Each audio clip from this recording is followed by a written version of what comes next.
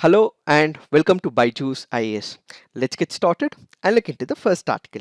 The first article says only NRI quota seats for OCI card holders. Before we understand what this article is all about, let's have a brief idea with respect to the background. When we look at laws made by the Indian Parliament in reference to the citizenship, what we have is India offering a single citizenship. What do we mean by it? Let's say there is an individual, he is holding an Indian passport who is a citizen of India. He cannot simultaneously hold the passport of some other country and be the citizen of some other country. Let's say there is an Indian individual who is currently holding the passport. If he wants to draw the citizenship of United States of America, he well can go ahead with it, but he simultaneously cannot be the citizen of India, which means to say India offers what is called a single citizenship and not dual citizenship. Now there is a new concept called as the overseas citizen of India. Who is this overseas citizen of India? He is a person of Indian origin. He might be a person who in the previous instance might have held the Indian passport, and now he is no more the citizen of India but holds the foreign passport. Such a person is called as the overseas citizen of India. So kindly remember, he is not a citizen of India, he is a citizen of some other country, but he has the Indian origin or he might have held the Indian passport previously. When we look into the data as given by the Ministry of Home Affairs, it says the following categories of persons except Pakistan and Bangladesh are eligible to apply to the OCI scheme. So what is this OCI scheme? As we discussed, the overseas citizens of India, in case they want to come down to India, they have to visit places in India. All they require is the permission, and that permission is in the form of OCI scheme. What are the various criteria? Let's look at them. We have a particular person who is a citizen of another country but was a citizen of India at the time of or at any time after the commencement of the constitution. Who is a citizen of another country but was eligible to become a citizen of India at the time of commencement of the constitution. Who is a citizen of another country but belonged to a territory that became part of India after 15th day of August 1947, or who is a child or a grandchild or a great grandchild of such a citizen. If any of these criteria are met, such person, such an individual will become what is called as the overseas citizen of India. So what are the advantages of this particular scheme? All the OCI card holders can enter India multiple times, get a multi-purpose lifelong visa to visit India, and are exempt from registering with Foreigners Regional Registration Office. Apart from this, all the OCI card holders can also open special banks in India. They can buy non-farm property and exercise ownership rights on this particular property, and can also apply for a driver's license as well as the PAN card. So these are the advantages that in case a person of Indian origin or in the previous instance has held the Indian passport, these would be the advantages if that particular person wants to go through the process of OCI scheme. But there are limitations as well. What are these limitations? Let's say for example, there is a OCI card holder. He does not have the political rights, he does not have the voting rights, he cannot hold a government position or a job, and at the same time he cannot own the agricultural property as well. In the first instance, when we looked at the advantage, we did discuss that that particular person would be able to hold the non-farm property and its ownership rights. But when it comes to the farming one, when it comes to the farming and the agricultural land, he would not be able to hold it, and he cannot also contest for the elections. And at the same time, in case he is going to a particular area without the government permission, that can also be a possible issue to that particular person. So these are some of the issues when it comes to the OCI and the advantages with respect to the OCI. Why are we discussing all this? That is because we now have the Ministry of Home Affairs, which has reiterated through a gazette notification that overseas citizen of India card holders can lay claim to only NRI quota seats in the Indian educational institutions, which means to say, let's say there is one of the Indian national importance college. In this particular college, there might be a quota which might be awarded to the NRIs. In this particular quota alone, what we will see is the OCI who would be able to join that particular college. Let me give you a simple example. Let's say we have one of the important institutions. Let's say hypothetical numbers. Let's say the quota for this particular NRI is about 10%. So out of 100, 10%, so 10 seats are reserved for the NRI.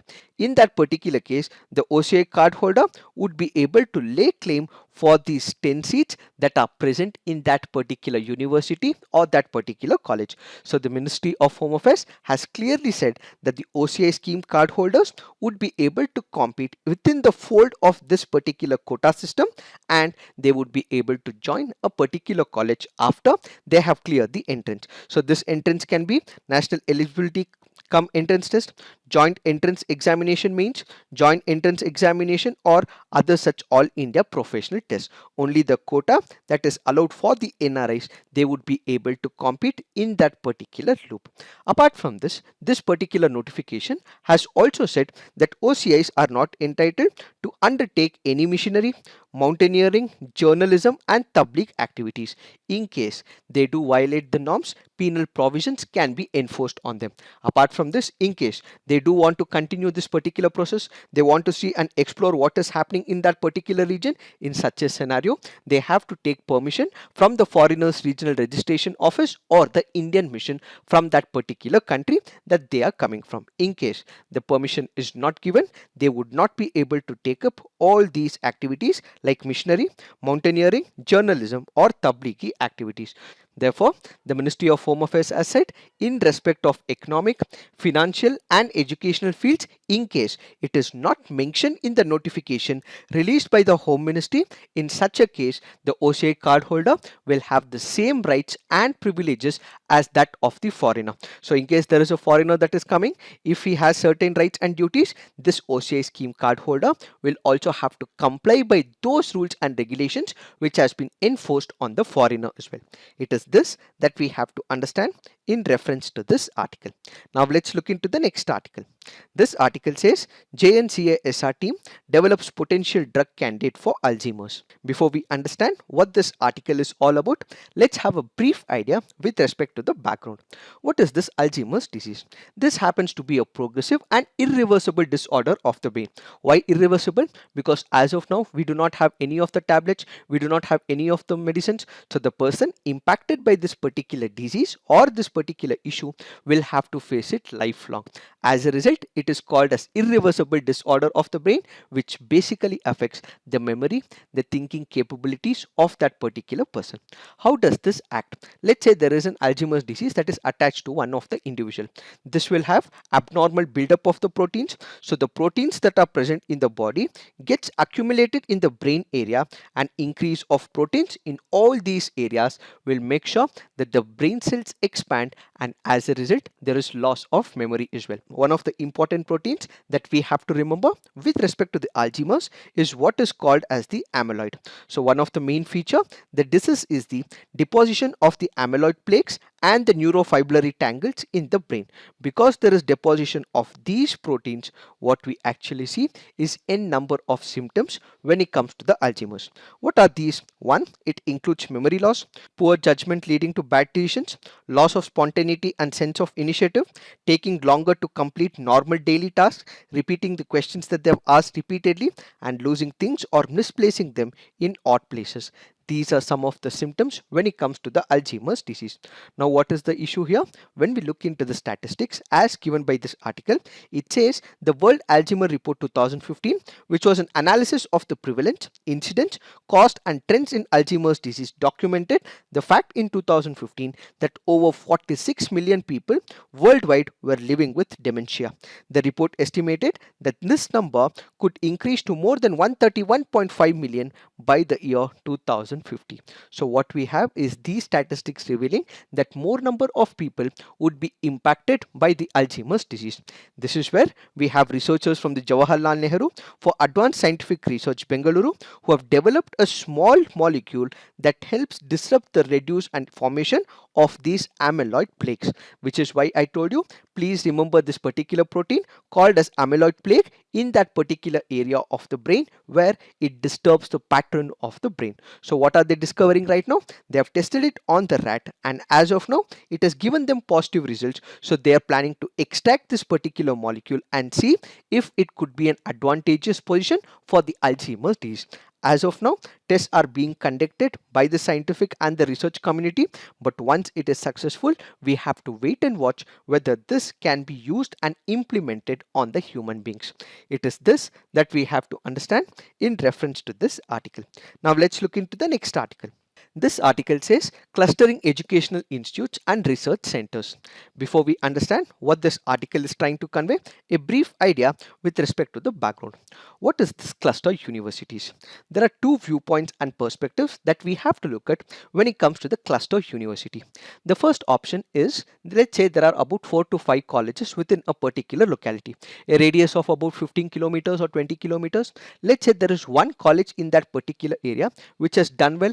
It has produced number of research papers, it has come up with innovation, so on and so forth. The other 4 colleges might also be good as well, but comparatively the first college will have an edge over the other colleges. So what will happen? These 5 colleges or any number of colleges in that particular locality rope in all these colleges, and the much better college will start giving them directions. These directions are voluntary in nature, but because they have an advantageous position, because they have a knowledge to run this particular institution in a much better way, this is what is called as cluster approach. So what is this cluster approach? This main college that we have will lead the other 4 colleges. So the single college that we have will lead another 4 of 5 colleges. That is what is called as the cluster based approach. Apart from this, there is another perspective as well.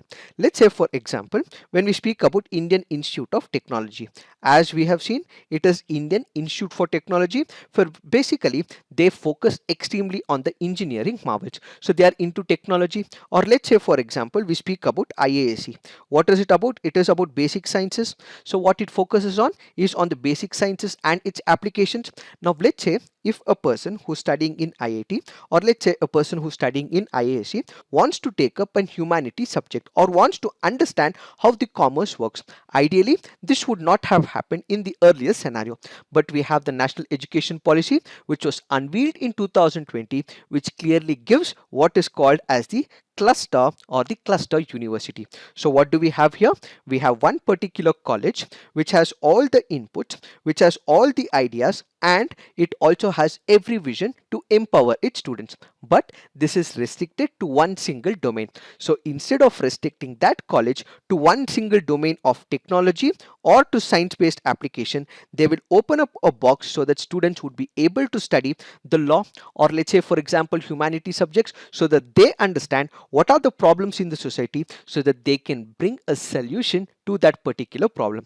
Let's say for example there is drinking water problem, or let's say for example there is issues in that particular region where water is polluted. So what do these institutes do? They also understand the social setup in that particular society, try to reinvent so that innovation can be applied for the social cause. So these are the two perspectives when it comes to the cluster university.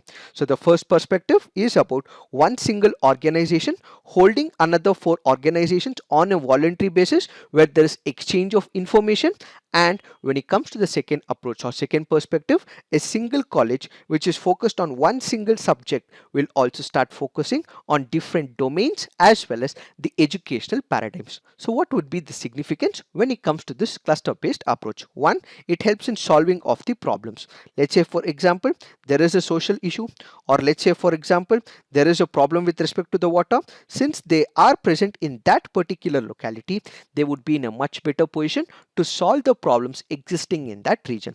This would also strengthen the faculty numbers as well. How? Let's say for example, since there is a tie-up, students would be able to go to that particular college and they would be in a much better position to seek information as well. So what would happen? Faculty present in one college might go to the other college, seek the information, come back to their own college, and as a result there is exchange of information, exchange of knowledge as well.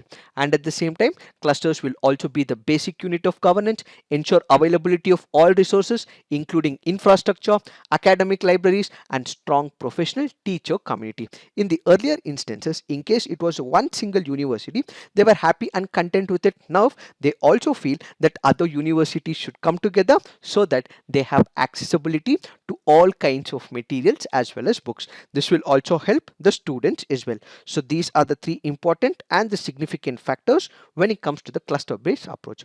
Now when we look into the example, we have one of the examples from the Indian Institute of Science called as the external registration program. What is this external registration program? Let's say for example there are few employees who are working in the laboratory, or there are people who are working in the industries as well.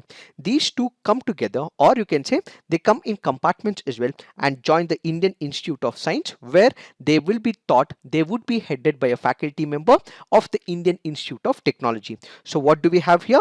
There's exchange of information and upgradation of the knowledge. So one such example is what is called as the external registration program. The external registration program can now be applied to multiple higher education institutes in India. And the author finally concludes by saying, for moving away from the single disciplinary institutions to multidisciplinary universities, clustering is a promise model to achieve a critical mass in university to invigorate research. So for the advancement of the research, the multidisciplinary approach is very much required, says this article. It is this that we have to understand in reference to this article. Now let's look into the next article. This article says what changes after COVID-19 vaccination. So this article here on the initial step speaks about, can the mask come off? Which means to say, let's say for example there is an individual, or let's say there are a group of people as well. These people are administered with vaccines. In that particular case, should that person who's got injected, who is vaccinated, should he wear the mask or not? The article here says that this particular person who is vaccinated should continue to wear mask apart from the people who have not got vaccinated. Why? The problem is we do not know how long the immunity lasts. That is what the experts say. That is what the author in this article says, that let's say this vaccine is given to a particular person. There is antibodies that are generated, but how long will this antibody generation happen? Is it for 6 months? Is it for 1 year? Is it for 2 years? Is it for 3 years? That there is no relevant data about. Only if we are able to check if the vaccine administered person is getting antibodies for a longer period of time, that is when this particular information can be drawn and can be put out in public forum, says this article. So until and unless this particular immunity check is not done with respect to those who are vaccinated, we should continue to wear the masks in this particular case, says this article. The article also focuses on one of the questions which asks, what does being vaccinated really mean? There are two examples the article speaks about. One is a single shot vaccine, the other is a double shot vaccine. When it comes to India, what we have is a 2-shot vaccine, where a person will have to take this particular vaccine once, and after 14 days the second dose of the vaccine. So during this particular period, after the second dose is given, until then that particular person might not have any issues because he's taken the vaccine, but he can also spread this particular virus, which can ultimately harm another person as well. So the article here says that people should continue to wear masks. That is because the person who's got the vaccination done, he might have no impact with it, but the person who's speaking to him can be impacted because of this virus. And as a result, the author goes on to conclude that since we do not know how long the immunity stays, since we have a crunch with respect to the vaccine, we have to make sure that all the precautionary measures, the steps and the protocols that we had to manage for the COVID-19 will have to be continued, says this article. But for the rest of the analysis with respect to the second wave of COVID-19, we have done it in the past week, so kindly look into it. Now let's look into the next article. This article says NSD likely to get Institute of Importance status. This article speaks about National School of Drama. The National School of Drama is one of the foremost theatre training institutions in the world and only one of its kind in India. It was initially set up by the Sangeet Natak Academy as one of the constituent units in 1959. But in 1975, it became an independent identity and was registered as an autonomous organization under the Societies Registration Act of 1860, fully financed by the Ministry of Culture. This can be important from your preliminary examination point of view. What is the focus of this article? The government is actively considering whether this National School of Drama should be given this national importance tag or not to the National School of Drama. If this particular issue is taken up and if it is accepted and if it is implemented, the status of the institute of national importance would be given to this particular institution, and as a result they would also be able to award degrees and also set up new centers in the vicinity of National School of Drama and also elsewhere in India. So these are some of the significant aspects if this particular proposal is accepted and implemented by the government of India. It is this that we have to understand in reference to this article. Now let's look into the next article. This article says celestial parking lot. What are we discussing here? We are speaking about one of the object called as sensors. Kindly note, these are the icy bodies which are found between Neptune and Jupiter, and this can be a probable question in your preliminary examination. So what are these sensors? They are nothing but the icy bodies found between Neptune and Jupiter. Kindly remember this fact. Now let's look into the next article. This article, spectrum sale, price test and road ahead for 5G, has been explained on 22nd December 2020 under the 8th topic, key steps to get the spectrum auction right at 19 minutes 18 seconds. All that is required from the examination point of view has been discussed, but the rest of the things that is given here, how much did Jio buy, how much did Airtel buy, how much did Vodafone buy, all this is not part of the examination. So whatever is required from the examination point of view, we have already covered. We have explained the meaning of spectrum and how it is used, what are the advantages and issues has been explained. So kindly look into it. Now let's look into the next article. This article says Red Eco over India. Once again, we have discussed about this particular issue, China hacking threat and what happened in Maharashtra in the last 1 week. So kindly look into it. Now let's look into the mains practice questions. Since it's a Sunday, we have two essays that we are giving you. You have to write it and put it on our comment section. First essay, the misinterpretation and misuse of freedom in India. Second essay, darkness cannot drive out darkness, only light can do that. Hate cannot drive out hate, only love can do that. Please write all your answers and essays on the comment section. Peer review, give positive feedback to your friends' answers so that they are encouraged to write more. So this is it for today. Thank you for watching. All the best.